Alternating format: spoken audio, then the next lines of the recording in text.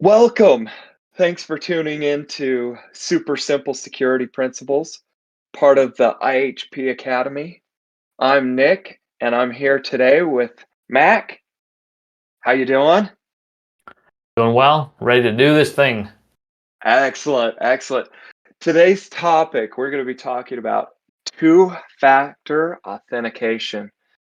But we're going to be referring to it as 2FA.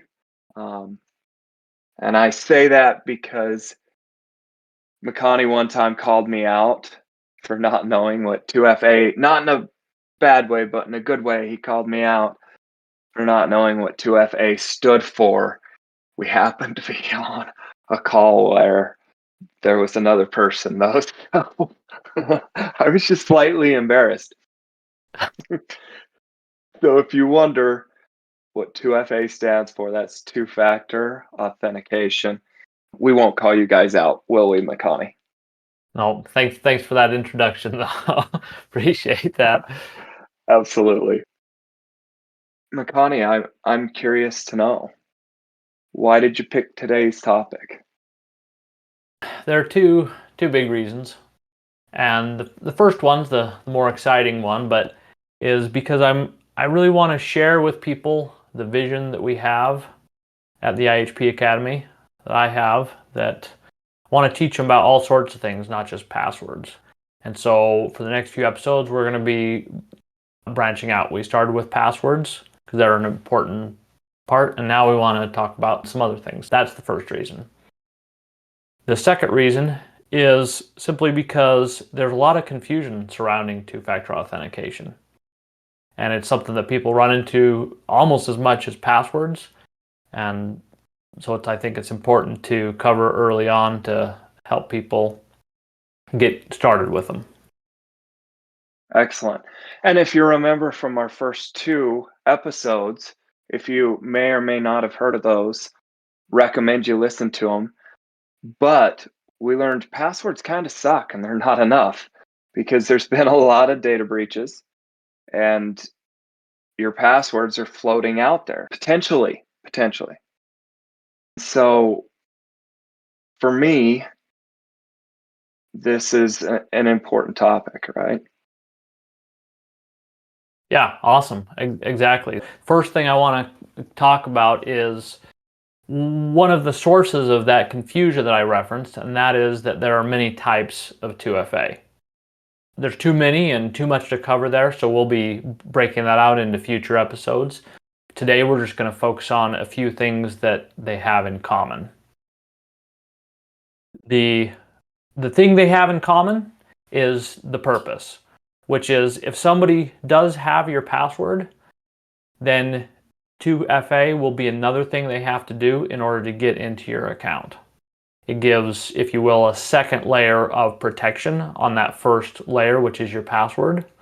Or a way to visualize it, makes me laugh, is like a belt and suspenders. One of those fails, you're going to be really glad that you have the other one. Yeah, you definitely don't want to get caught with your pants down, If somebody's got your password, you want that backup, right? Yep, exactly. Which leads to my next thing, and you kind of get the answer here already, but the big question I get or surrounding this is, should I use it? And obviously, with our analogy and the whole topic, it's probably clear at this point that the answer is yes, right? But I really want to emphasize that. Yes, please, starting today. And start with your email. That's your most important account. And then take one important account each day. Or if one day is too much for you, do one a week. And if you don't feel like you're ready to do that, reach out to us. We would love to help you make that happen, answer your questions, eliminate any obstacles in your path to getting started on 2FA because it's that important. Okay, wait. You're telling me start with email? Yeah, I know that might not be the most obvious thing, but email is like a master key to all of your other accounts. That's why you start with email. Okay. Okay. That's something new to me. I didn't know that. So Fantastic. Thank you. Now, before you do, though, I do want to share just a little bit about the downsides of two-factor authentication, because as good as it is, it's not without some downsides.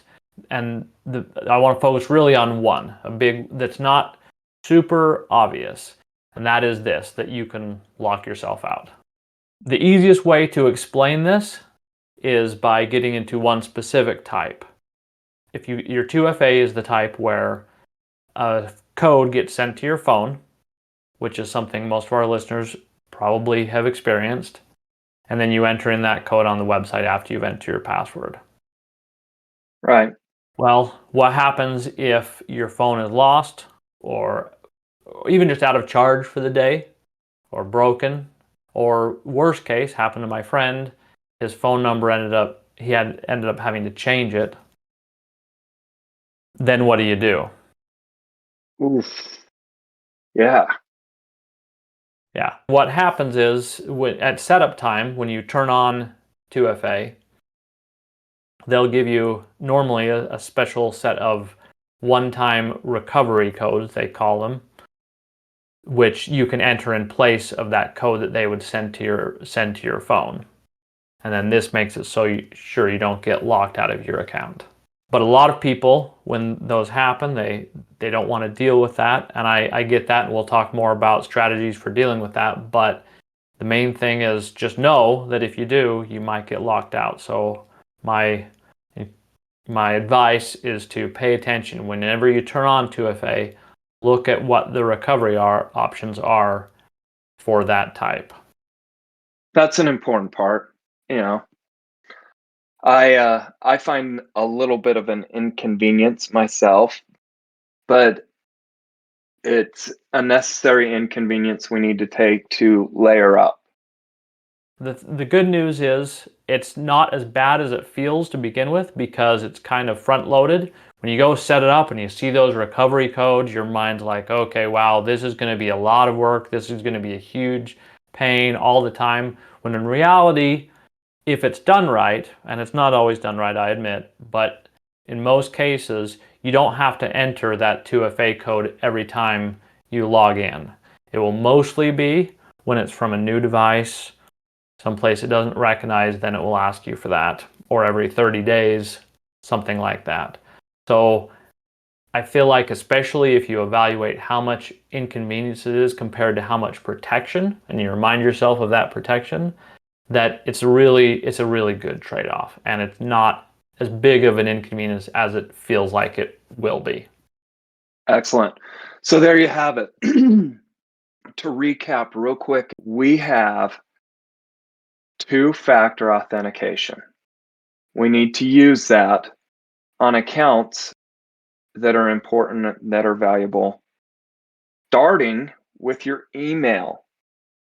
That's one that's overlooked. I overlooked it. I would have completely dropped the ball on that one. Okay, so how'd I do? I think that sounded perfect. That's really what it boils down to. There's some problems to be aware of, but really, it's worth it. Go do it. And if you need help, reach out to us. Excellent. Excellent. And you can reach out to us by visiting us at ihpacademy.com. We'd love to hear from you guys. Hey, thanks so much for tuning in. We appreciate it. Not only do we appreciate it, but you're taking a step in making yourself a little more secure just by listening. So thank you guys so much. Have a good one. Bye-bye.